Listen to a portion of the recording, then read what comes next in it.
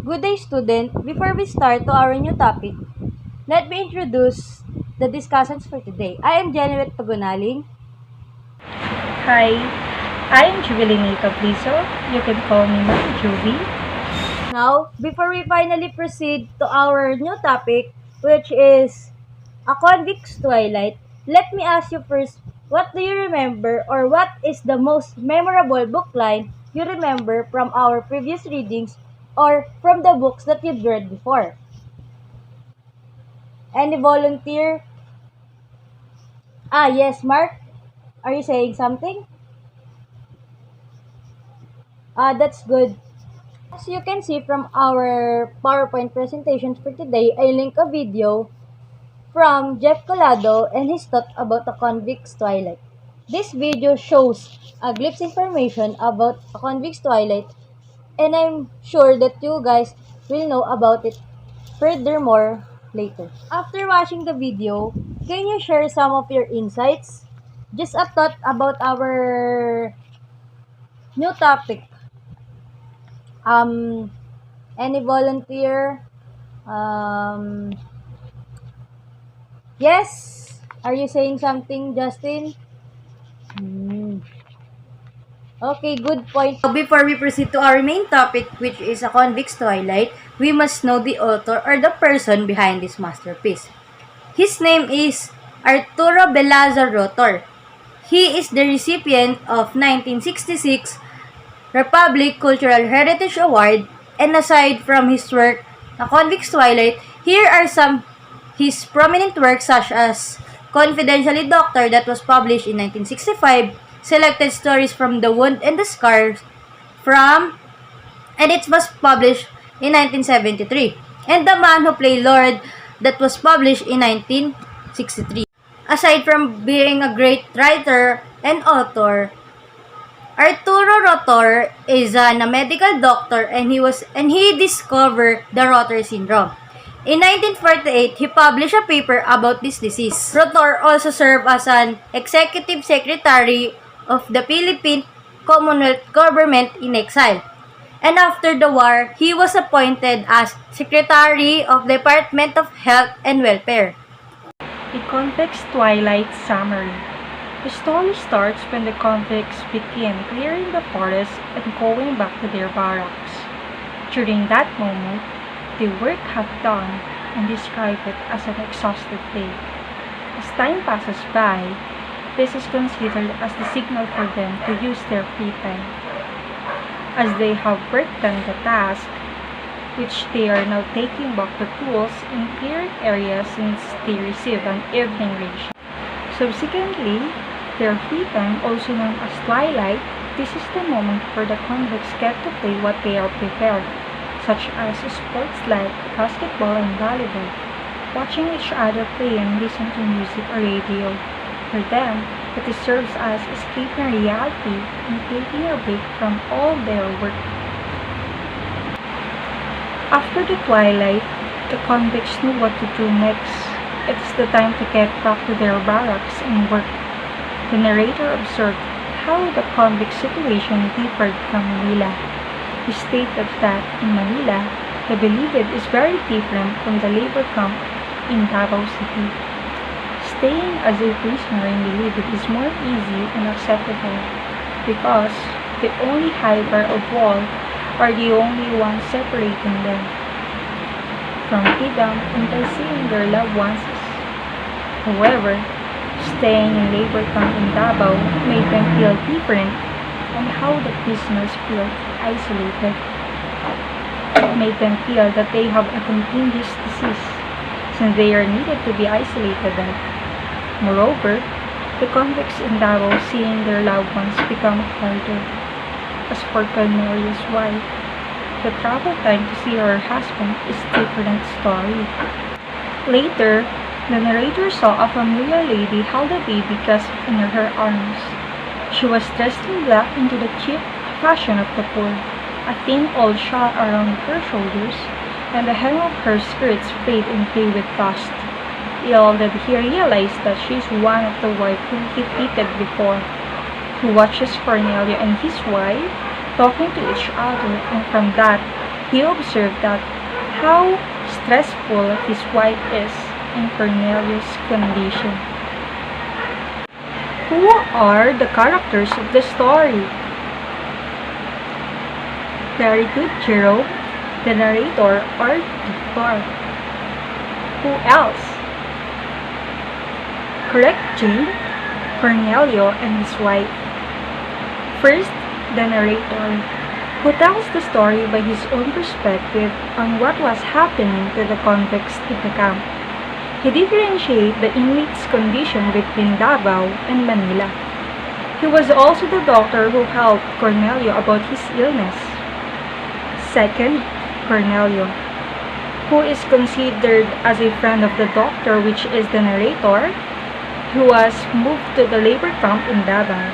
And lastly, Cornelio's wife, a lonely wife of Cornelio who was responsible for their baby, and she was unhappy with her husband's situation and had a cheap fashion. Can you describe the setting and the time of the story?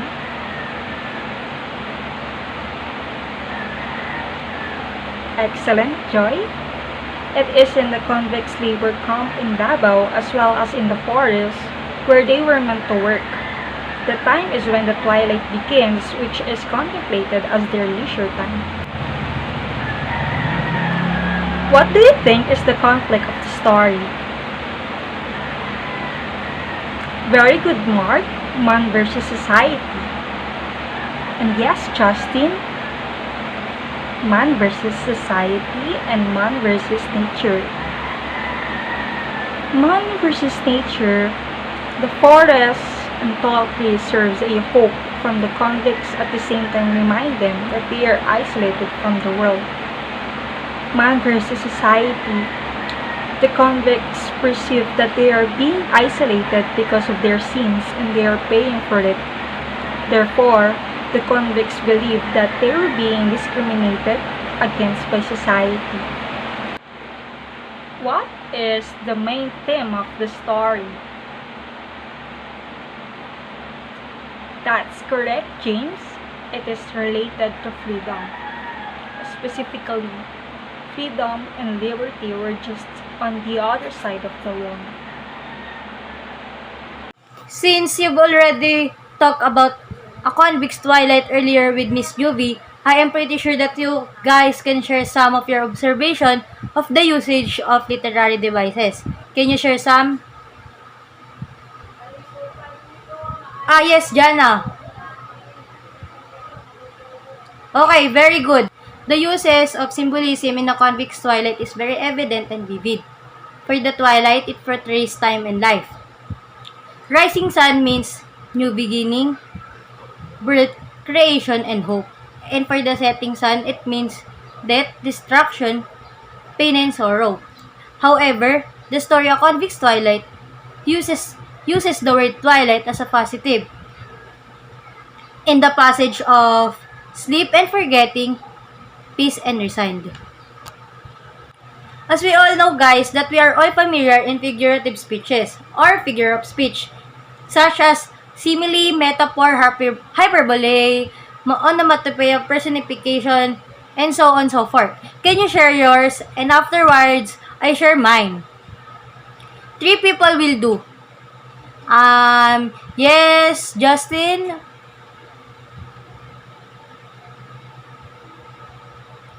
Okay, very good. Next student, please. Okay, if there's no volunteer, I call someone. Yes, Mark.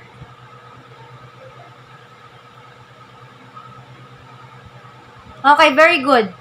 And lastly, can I have Jana?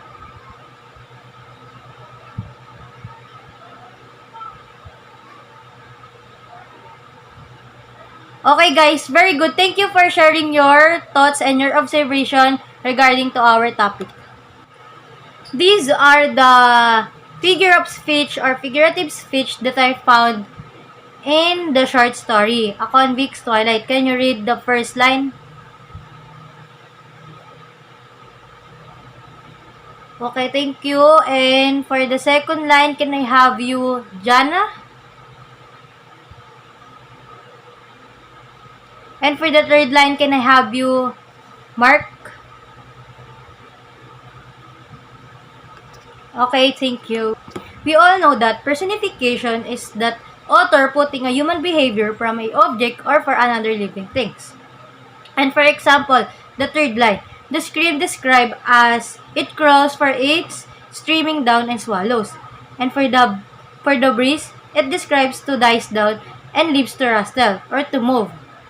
For the number 2, can I have Mike? Onomatopoeia is imitating a sound from a animals or from the object that creates sounds. And lastly, we have hyperbole. Can you read the passage in your screen? Let me call someone. Yes, May. Okay.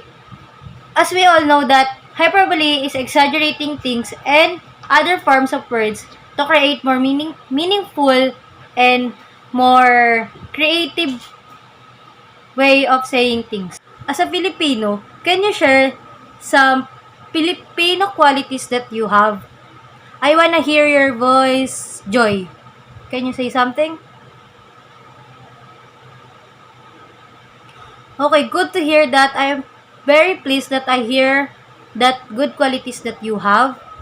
The Filipino traits that I found in a Convict's Twilight is that we Filipinos are good at finding things that we can put ourselves happy even though we have the biggest dilemmas in our lives. For example, is that the prisoners in labor camp, they have their free time and they enjoy their free time during Twilight, and I think it is one of the biggest trait of the Filipino to stay positive and calm during our dilemmas. We are resilient. And for Cornelius' wife is that even though she had a hard time seeing her husband visiting her, she takes her time to see her husband to show her affection and love. Activity today, you must create a journal showcasing your Filipino qualities and the significant events from your provinces. For your activity, you will be tasked to write a critic paper about a story towards its biographical, linguistic, and socio-cultural context of a story, a convict's Twilight. Your work will be graded based on the rubrics from the ECOMBUS. Any question? Is it clear? For this activity, group yourselves into 5. Compare and contrast your socio-cultural practices and life experiences between living in a city and province. You will be given 10 to 15 minutes to finish your work. Any question? Yes? None? Okay. What are your takeaways in today's discussion? Yes, Jana? That's nice to hear. How about you, Albert? Good. And the last one is Mark. Great. Hearing your thoughts and ideas made me feel happy because I could determine that you've learned from this lesson. Before we end our class today, we prepare a 10-item online quiz and you have 5 minutes to spare to review. Since we don't have enough time to continue our activity, we decided to put it in your assignment. Create a digital storyboard and you must follow the criteria and the template provided below.